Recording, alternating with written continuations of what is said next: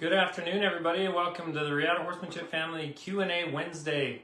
And today's the sixth Q&A that we've done this year in 2024. Stacy's probably thinking, has it really been that many? Yep, it's been six. Today's the sixth. So we're going to have many more to come. We're excited about today's. We've got a couple good questions. If you have any questions and you're watching today, make sure to post those questions in the chat in this video or during this live broadcast, and Stacy will get those questions to me. Looks like Jake's on. Welcome, Jake. And yeah, we'll get going today. I have three announcements to make. First of all, make sure don't forget to join the lifetime membership. We say that the $247 for the lifetime membership is the last time we're going to offer it this low, and that is the true statement. We're offering $247 for the lifetime membership up to February 29th. And this year you get an extra day. This is your leap year, so there's an extra day in February. So those of you who are born on February 29th, happy birthday on that day.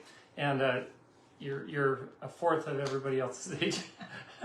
So make sure to get the lifetime membership. If you want to be a part of our lives, our book clubs, all our videos, our courses coming out. We have a new Preparing Your Horse for the Trail course coming out in the next probably 2 weeks. I think probably sooner than that, but I'm giving myself a little bit of wiggle room. That's coming out, and that's going into the membership. That course is going to sell for $197 probably. We're discussing it, but probably around $197. You get the lifetime membership for $247. Right now, the year membership is $390. So if you just get the lifetime membership, you'll pay for it's much less than the year, and we're just that lifetime membership. It's the same pricing we had before. So anyway, don't want to belabor this fact too, or the fact that we're selling that the lifetime membership too much. But make sure if you find this stuff helpful, if you want to be part of our community for a lifetime, make sure to join that. You won't have to pay again. If you miss that opportunity, then it's $39 a month or $390 for the year. And that's what we're offering right now. So the second one is the clinic on March 2nd and 3rd. So we have a fundamentals and obstacles and trail clinic. So it's kind of a combination of the fundamentals, obstacles, and trail. That clinic is March 2nd and 3rd. That's going to be right here at Reata Horsemanship in Santan Valley, Arizona. And we're looking forward to that. We've got, in fact, Stacy took a little video of me working with a yearling that I'm working with right now. His name is Frenchy Boy. And I was getting him up on the tire today, and that big tractor tire is going to be one of the obstacles in that clinic. So it was a lot of fun. I just worked with him like 10 minutes, got him up there, and he was really cute, wasn't he? Yeah, tell him I'll post it in the group. Yeah, Stacy will post it in the group so you guys can see that. But that's one of the obstacles. We're going to have about probably 6 or 7 really cool obstacles, maybe more than that. And it's just going to be a great clinic. And then the people that participate in that clinic on March 2nd through the 3rd are going to get to come on the trail ride on March 30th. So Saturday, March 30th, we're doing a trail ride with those clinic participants. We're going to be riding out into the Superstitions or something, having a picnic and coming back. It's going to be awesome. I love trail rides and I love riding with you. And it's so fun to live what we're learning in the arena. Arena work is so important. When people tell me, hey, my horse is really good on the trail, but they're not good on the arena, I have to ask them a few more diving questions, because usually that's not the case. Usually, if they're not good in the arena, they're not good on the trail. They're really good in the arena. They can be really good on the trail, and there's a combination. And it's a combination of exercises and working with your horse to get them good in the arena and out on the trail. And that's why that trail course, the preparation for the trail, is coming in the next couple of weeks. And I was just working on it this morning. There's a lot of good stuff in that trail course. So we do have a couple spots available. We have just a couple spots available for the clinic March 2nd and 3rd. So if you're interested participating in that clinic, make sure to contact Stacy at 480-888-5030 and get yourself booked, because I'm sure we're gonna fill up that clinic, and we only have 10 spots available and there's just a couple left. The other announcement is the book club. We had our first book club on Monday. It was an amazing conversation with me and Deb. So there wasn't a lot of people in that club on Monday, but I expect it to get really, really popular, because what we talked about in there was amazing. It was so much fun talking with Deb and getting her input about the book Think Like a Horse by Grant Gallagher. and I gave my input. It was just a fabulous conversation. We went 66 minutes or something, and we went overtime. We tried to keep it under an hour, but it was a great conversation. And I look forward to the next one, which is this coming Monday, the 26th of February. So Monday the 26th at 5:30 p.m. Arizona time, we're going to be talking about the 5 Love Languages by Gary Chapman. I read half the book this morning as I was training. I'm focused on training, but I like to read books while I'm training as well. And so I read part of the 5 Love Languages, and it is incredible. You know, every relationship struggles from time to time. If you don't struggle in your relationship, probably there's something wrong, honestly, because maybe one person isn't sharing how they feel, or something's not right. If you're two different individuals who live differently, who come from different backgrounds, they have different genetics, they're male and female in most cases, and then they have their own opinions and their own views on life, and no matter how much you have in common, there's a lot of things that will come up, that will come up in a marriage that will certainly affect your marriage and make it challenging. And Stacy and I are no different than anybody else, and so we have our challenges, and when we do, we kind of sit back and try to focus on some of the things, like read these books. And Stacy sent me podcasts sometimes and things that I can listen to help me and her understand each other better and help us improve our relationship. And that book, The 5 Love Languages, is incredible. Especially for our children. The 5 Love Languages? Yes. Yeah, now there's actually another book, 5 Love Languages of Children, and that's for parents about children. And this is more the 5 Love Languages for relationships. But you can certainly apply all of these concepts in that book to children as well. But Gary also went on and created the book, or wrote the book, The 5 Love Languages for Children. So probably like next year, maybe we'll address that one. But I'm going to take some of those concepts, and we're creating courses and content that is applicable to not only human relationships, but human to human relationships, but also horse to human relationships. And most of you are here because you want to improve your horse to human relationship. You want to improve your relationship with your horse. You want to feel safer. You want to feel more comfortable, more confident. And I guarantee you, if you follow what I talk about, and I'm always learning, I'm not always right, but I'm doing the best I can, and I can certainly help you out in your relationship with your horse. And that's why we're here. So Q&A Wednesday is all about that. You can ask any question you want, really, but we're gonna start. And if you guys, there's a few people on, and if you have any questions, make sure and type them in. If anything comes to mind, type them in. We only have like 3 questions right now, so add some questions if you'd like. Okay. So our first question is from Alyssa. Alyssa said, Luke has come out a few times and worked with my mare, River.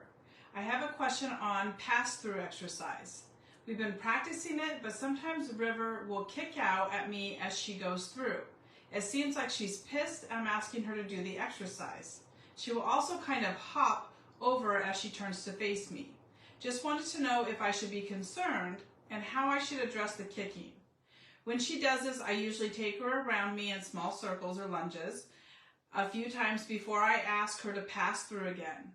I'd like his input on before I keep working with this exercise. Okay. That's a great question. It's Elisa, is how you pronounce her name. And her horse is River. I have been out there a couple times. She lives in the area. And a great question, Elisa, and thank you for asking that.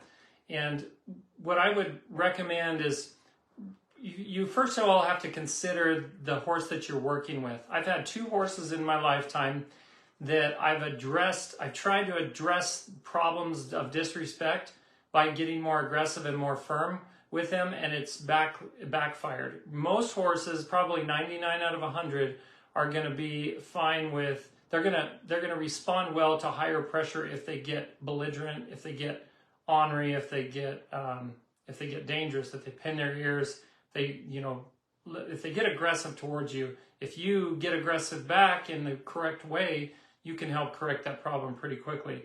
So that being said, let me just tell you real quick about the horses that, they were both mares, and they were horses that one was with the farrier, the broken farrier's foot. She was a terrible kicker. If you reached down to touch her back leg, she would kick out violently, and I mean violently. She would pin her ears, squeal, and kick. And I worked with her for 2 weeks, and honestly, I never, I think my relationship with her got worse over 2 weeks, and I didn't find the answer with that horse. Even getting on her, she started resenting my getting on her. She'd start to pin her ears and raise her head. I did things like I double hobbled, I hobbled her hind legs, I hobbled her front leg to the back leg, I scotch hobbled her, I just moved her feet until she was drenched in sweat. No matter what I did, she was pissed off and she would kick at me. And that was, I'm still searching for the answer for that mare. And there was one other mare that was, there was an Arabian mare that was doing fairly well. I started riding her and stuff, and then I decided to work on dragging a plastic sheet off of her, and she didn't like it. She started kicking at this plastic sheet, and I went for an hour plus dragging this plastic sheet, thinking at some point she's just going to give in and be okay with this plastic sheet dragging behind her. She wasn't. She kept getting more and more aggressive. She was drenched in sweat. She was a horse that was so challenged chemically, like her emotions were so challenged that, like, if I took my lead rope and I flicked it around her back leg, she would squeal and pee. And if anything I did that she didn't like, she would squeal and pee, and it was just, I think the answer to those horses, and I don't think your mare, Elisa, is like this, but just keep this in the back of your mind, okay? I'm just giving you some background to where if the next solution that I give you doesn't work, you might have to try something else, and we can try to work through that. But I think with those mares, the best thing I could do is just kind of ignore them and not address the problem like a target in front of me. Just kind of ignore the problem and work with her and try to get something done. I think these mares are really, really intelligent, and when you tick them off, they don't get over it. And that happens sometimes with mules as well. You have to be really good at being able to work with a horse and not forcing stuff, making it their idea. And all of horsemanship is about making it their idea, but you set up the situation where they choose the right thing. The thing that you're wanting, they choose it. You're not forcing them to choose it. But when they think they're choosing it and they're figuring their way through the pressure to get release of pressure, then that's how they're learning. That's, I think, the best way horses learn, in my opinion. So your mare that's going through and she's kicking, first of all, you want to step back further from the fence. Don't get so close to the fence. And when a horse is doing really well, I'm probably about 4 feet away from the fence. So the horse is going between me and the fence during pass through, that initial stage of pass through. I'm about 4 feet away. But with her, if she's actually kicking at you when she goes through, you need to back way off of the fence. Make sure there's not a lot of pressure, and make sure when you ask her to come through that you drive her shoulders away with your stick. So when I point, I'm going to point straight in front of me when I point for my horse to come through. So if I have a horse on this side and I point and my horse starts to come through, and if they move their shoulders in towards me, I'm going to drive them away behind the ear basically with that stick and drive those shoulders away so that they give me lots of room and then pass through. You want to really establish that, and that's what we were trying to work on when I was there last time. Is trying to establish that shoulder movement, that yielding to you by moving her shoulder away and bending to the outside. So her nose to the inside, her hips to the inside, her shoulders to the outside. She rounds the corner, moves away from you, and then comes through. That's how you want her to come through. So first and foremost, make sure that you get that space. If she comes into your space and you don't get it, back her up and ask her again. Keep working on it until you actually drive her away from you, and then she comes through. So that's first thing. The next thing is, as she comes through, you kind of guide her through like this. So I point forward, and then I guide to about here. And as they get over here, then I drop my hand, step forward, I reach out with my stick and yield the hindquarters. If I have a horse, and this is in most cases what happens is if I get, and it usually happens with mares, but sometimes it happens with geldings, is they'll start to get a little bit, I even have a 2-year-old right now that started to get a little bit aggressive, act a little aggressive. He started pinning his ears, only when he was going to the right. And this, I know in the video, I think this looks left. But only when he was going to the right, was he starting to pin his ears, and he was kind of moving into my space and pinning his ears. So first thing you can do is jerk down on your lead rope, and that will put pressure on the nose as soon as she starts to pin her ears, because probably her ear pinning is coming before she starts to kick at you. So if she starts to pin her ears at all, I would reset her. I would bump on her, back her out of your space the same direction from the direction she came. So if she was coming from this side, coming over, and she went to pin her ears at me, I'm going to jerk, jerk, jerk, back her up, let her hang out for a second, then ask her again. If she pins her ears, jerk, jerk, jerk, and keep resetting her until as she comes through, if her ears are nice and relaxed and she starts to come through, then allow her to come through. Probably that kicking is going to go away if you do that. Sometimes I don't catch it in time, and so as the horse is coming across in front of me, then I get the pissy attitude, then I get the pinned ears, and I've had myself horses kick at me. This is a real vulnerable position that you're in, and that's why you want to give yourself lots of room. So instead of 4 feet away from the fence, start at 10 feet away, at least 10 feet, maybe 15 feet away from the fence. You want to get her away from you like 8 or 9 or 10 feet out on that 14-foot lead rope, and then move through. So give yourself lots of space. Don't put yourself in a situation where if she kicked, she could actually kick you. You don't want to be, if a horse is threatening to kick or trying to kick when you're doing pass-through, you do not want to be in their space. You don't want to be right up there close. Only when they're nice and relaxed and coming through relaxed will I get close enough to where I'm like 4 feet away from the fence. So if she gets through and she starts to pin her ears or goes to kick when she's already through, one of the things might be happening is as she's passing through, if that's when she has the overreaction, it might be because she's being defensive about your tapping her on the butt. So it's kind of hard to address. If she feels defensive about your tapping on her butt, don't tap her on the butt. Just keep her going around in a circle like you said. Go around a few turns and then see in the same position if you can yield her hindquarters away from you. And if she yields and doesn't kick, then that's great. That's good progress. Start again and keep doing that. And hopefully she'll stop being resentful for the hindquarter yield. They might kick, and like you said, she kind of jumps, hops when she's doing the hindquarter yield. She's not relaxed through that hindquarter yield. So I would just take her around in a lead beside exercise and then yield the hindquarters. Go around in a lead beside and do it enough times where she's giving you space, and then yield her hindquarters. And if she yields well, then you're good to go the other direction. So there's a lot to think about when you're doing that. But first and foremost, you want to get aggressive back. Make sure you check her. If she pins her ears, check her with that halter. And if she's coming through and she pins her ears, I'm going to bump on the halter and yield the hindquarters, and I might back her up for a few steps and then let her relax.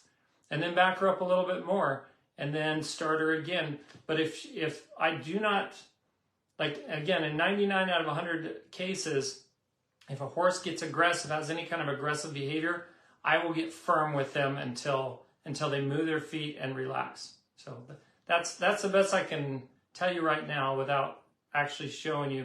But be safe and make sure, give yourself lots of room. Make sure she gets out of your space before you take her through. Okay, the next question is from Megan. Megan said, I need help to build my horse's confidence and in turn build mine. We need trust between one another, finding harmony and understanding. I feel like a brand new horse owner again.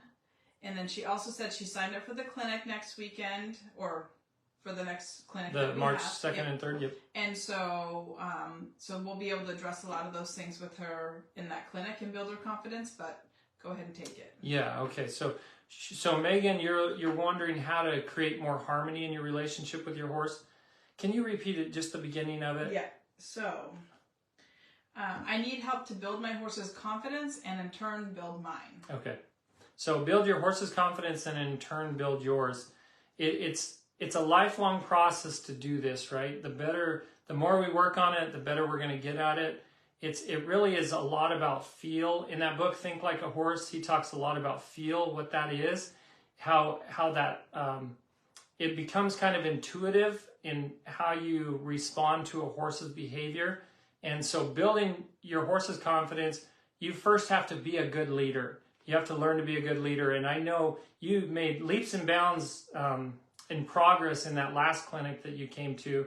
And it was really awesome to see you and your, I think it was an Arabian mare. Is it a mare? Sorry, your Arabian horse. I think it was a mare. She really came along and made a lot of progress in that clinic. And so you were learning to be her leader. And, you know, she's an older Arabian that has a few quirks, but she's a good girl, and how to build her confidence is to be a good leader. Every horse needs a good leader. And that's what we're trying to do, is creating good leaders, good horsemen and horsewomen that can take their horses through whatever situation, and their horse can look to you for that leadership, and they can trust you. They can trust that whatever you say is how it goes. And that includes helping them overcome fears, and it also includes helping them respect your space. So there's a couple of those. Now, your mare doesn't really have an issue with respecting your space. She just gets flighty and scared of stuff. But the more you can collect her and work on these exercises, get her nice and round, get her bent to the inside and responding to you on the ground, or if you're in the saddle, responding to your leg, responding to your rein, she's going to see you as her leader and be able to tolerate much, much more than you ever imagined. In my trail course that I'm making right now, the horse that I took out for the first time, I worked with him for about 8 weeks before I took him out on the trail.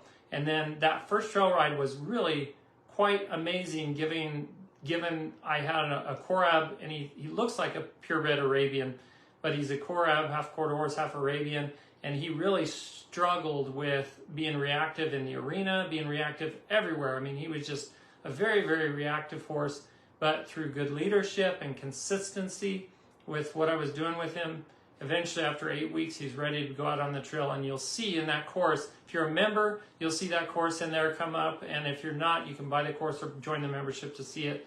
But there's a lot of positive stuff that came out of that. He needed a good leader, and I showed him that leadership, and that was what helped him. And then what gives you confidence is just the struggle and the try, the failing over and over again, but never stopping trying. If failure isn't failure unless you stop trying. So every time I have people come to me and they're like, I don't want to work with my horse because I don't want to mess them up. Well, that's the wrong, I mean, we all kind of feel that way at times, but you have to take that leap of faith and start practicing, study the videos, and practice with your horse. And if you still can't get it, talk to me more. We can do video lessons, we can do private lessons, one-on-one lessons, or group lessons, or come to the clinic. So we'll be able to address a bunch of stuff in this clinic coming up. But you'll see your confidence is going to soar. One of our members, Deb, she was telling me the other day that she just a month ago, I hope she's okay with my sharing this. She said just a month ago she was considering just selling her horse and never riding horses again because she was afraid. She was afraid on her horse. She was afraid out on the trail. He would get antsy and nervous. And she had had an accident with a previous horse before, and she didn't have very much confidence. Well, it only took 2 private lessons. After 2 lessons with me, after 2 lessons with me, she said her confidence has soared. She no longer wants to sell him. She wants to keep riding. She's having more fun in the round pen in the arena than she is out on the trail, and she loves trail riding. But she's having success. She's finding the success, and half of it is studying and learning, and half of it is getting out and trying and just working at it. And then having somebody on your team that's going to help you and encourage you, help you move forward. And that's what I'm here for. That's what we're here for. That's why we're here at Reata Horsemanship, is to help you develop that relationship. So it is amazing to see that. It brought tears to my eyes when Deb told me that. And everybody that I've had many, many situations like that where people gain confidence, they become better leaders, and they in their relationship with their horse just blossoms. Yeah. I will add something. As you work on these skills, whatever horse comes your way next, because most of the time we have multiple different horses, we're just going to be able to keep building and growing with those horses. And so sometimes we have a dull horse or a spooky reactive horse, but we're going to realize that every time that we come across something new, we're going to have something already in our library that we get to work with. And those are the skills that we've been working on. And I hear that with people as they start coming in and watching Luke work with their horse or getting their horse back and seeing what Luke's been able to do with their horse. So So the more the more skills that you build and the more things you work on, the more your confidence is just going to naturally grow. Absolutely. And I don't want to say what I'm going to say right now to discourage you. I want to say it to encourage you. And that is to have a mindset of growth. Have a mindset that you're always going to be growing. You're always going to be improving. Nobody knows everything. And in fact, some of the greatest horsemen in the world today will tell you that they know very little compared to what there is out there to know. And I feel the same way. I was just doing lunging today with a horse, and I was figuring out some things about how to give them a cue to lengthen their stride instead of change their gait. It was really cool because I met Josh Lyons a few weeks ago and was at one of his clinics, just chatting with him, and he's a really, really good guy and has a lot of knowledge and a background of incredible horsemanship.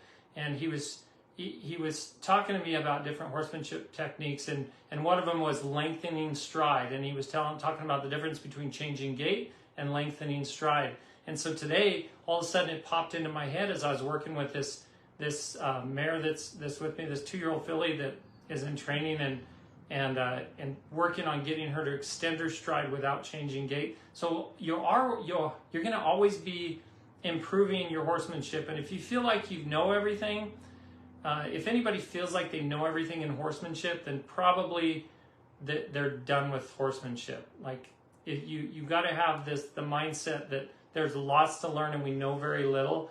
Not to put yourself down, but to stay hungry for learning. And so your horse right now is a spooky,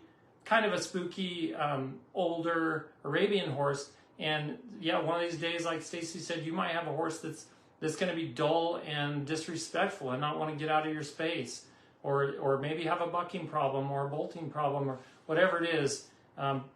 Keep working at it, and like Stacy said, you're just going to put tools in your toolbox that you can use for the next one, and in turn help other people, because you're going to come across people who don't know how to lunge their horse, who don't know how to do pass through, who don't know how to forward bend, who don't know how to hind quarter yield, forequarter yield, side pass, whatever it is, lateral flexion, backing them up. They don't know how to do that stuff correctly, and as you get better as a horsewoman, you're going to be able to help them out too.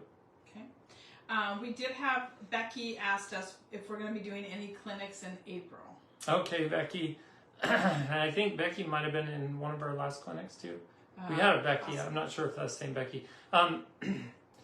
Unfortunately, we don't have any clinics scheduled for April. I'm going to be going to Colorado about the 20th of April. We're shearing sheep up there, and lambing time is in May. So all the couple thousand head of ewes are going to have babies in May. So that's another subject that's going to be coming up, and I'm going to be doing some of these videos up there in Colorado during May. But April, we don't have a clinic scheduled. However, we do have a week or so where I have a little bit of wiggle room, a week or two in the early part of April. So if you're looking to do a clinic, get a couple people together, and we could probably do like a half day or a full day private lesson with 2 to 3 people. We could certainly try to schedule that in if you're really interested in that. And in the future, our clinics are going to get very popular, especially down here in Arizona right now. So we're gonna kind of leave it up to facilities to set up the clinics and help. Like if people are interested in doing a clinic and they find it valuable, then we'll set up a clinic with you, and I'll come, and whether it's a private lesson for a day or a clinic for 2 or 3 days. We can do a variety of things, but we are modeling our business a little bit different, taking on a few less horses for training myself and helping a lot more people through our private lessons and our clinics and our membership courses. Okay. This is a question that we've had previously, and then we can wrap it up. Okay. But how do you maintain a strong connection with your horse during the winter months? So this came from someone that obviously doesn't live in Arizona, because that's our riding time. Yeah. And so this is for the colder states. Okay. That's a good question. How do you maintain your relationship during the cold months? There are a lot of things you can do with your horse that don't include, loping out in an arena. There are a lot of small things you can do, a lot of groundwork you can do. One of the things you might want to do is try to find an indoor arena that you can work in. But if you don't have that, if that's just not an option, you've got a lot of snow and ice, take walks with your horse. You can work on things like something as simple as leading your horse and just establishing a boundary of where you want your horse to be while you're leading him. For example, today I was working with that yearling Frenchy boy that I got up on the tire. I also took him over and got him used to traffic, and he did really well. As I was coming back after working with him around traffic, and this is on the ground. I wasn't riding him. He's just a yearling. But he came to me because he's a really nice thoroughbred that's going to go to California, and he needs to be well-mannered in order to sell well. So that's why he's with me. But when I was coming back, I thought, you know, I'm gonna work on just leading him at the end of my 14-foot lead rope. So I backed him out of my space till he was out there 14 feet. Then I held onto the lead rope and started to walk forward, and I just paid attention to my rope behind me, and I was on this asphalt. So if my rope touched the asphalt, I would stop, and then I would look a little bit, and then I'd back. If he didn't stop when I stopped, I'd back him up a little bit and then start again. And eventually, by the time I got back, it was about a 10-minute walk, I was able to keep him back there at 14 feet. He's just a yearling. He's a thoroughbred. He's pretty reactive thoroughbred. He's this little stud colt. But I was working on my relationship with him. I was building that trust. I was building that respect, trust and respect. And he was respecting my space at 14 feet. Before then, I hadn't tried that at 14 feet. But anytime I'm moving anywhere with a horse, whether I'm in the saddle or on the ground, I'm working with that horse. I might take my horse and do some half circle lunging as I'm walking forward. I might use one of my 4 different backing techniques as I'm walking forward and they're walking backwards. There's lots of things I can do. I do a lot of side passing when I'm walking somewhere. Remove them in front of me and then side pass them. So all of these things you can do at a walk and a trot if you want to, but if it's cold and it's snowy, you can still do a lot of groundwork, and you can still do a lot of riding too in that colder weather, you know, if you can tolerate it. But another thing I was going to suggest is getting your horse in the trailer during the winter months and just practicing and letting them be okay in there for a little while. Yeah, any kind of exercises that you work on during the summertime, you can work on them during the wintertime. Just think of slowing yourself down, slowing your horse down, and working through things. So yeah, if your horse isn't 100% relaxed in a trailer, work on getting them in the trailer. Work on sending them into a trailer. Instead of you being in the trailer, work on sending them in without you in there. Work on backing them into a trailer, backing them out of your space, out of a trailer, and coming back in. Doing it without a lead rope. There's so many things you could work on in the wintertime that can build your relationship with your horse. Another thing is just hang out with them, rub on them, feed them some grain, feed them cookies, whatever. But just make sure that they don't get pushy with you. So they should respect your space. My boundaries with my horses, even if I'm connected with them physically, is they can't rub on me. I'll rub on them, but they can't rub on me. So I have a 2-year-old, just turned 2. He's in training. I just started riding him. And that's another discussion for age and everything. But this is a well-developed 2-year-old. And he when he gets sweaty, he gets really sweaty. And he's got a lot of winter hair. He's starting to lose it. But he gets sweaty and then he wants to rub on me. So I just put my hand on his forehead or on his nose, right basically where the bridge part of the halter goes. And I'll just squeeze a little bit. If he starts to try to rub on me, I'll squeeze until he releases and comes down and stops trying to rub. Then I'll rub on him. If he goes to rub on me again, I'll squeeze again. And it took me about 3 days to get him to the point where he was nice and relaxed and he would just sit there and let me rub on him. That's that's establishing respect and developing my relationship with him. And I didn't go anywhere. I was just standing there doing it. So a lot of things you can do. Standing there and doing lateral flexion, standing and doing vertical flexion, backing them in a circle, yielding the hindquarters, yielding the forequarters, side passing. All those things are things you can work on exercises. You can work on just hanging out and connecting as long as they're not being pushy with you. And and stay warm. I'm sorry you don't live in Arizona. But in the summertime, I'm sorry I live in Arizona. Yeah. So I think that's it for the questions today. All right. Some great questions, everybody. Thank you for watching. It's always a pleasure. Until next time, be thankful, live with purpose, live with passion, and as always, stay safe in the saddle.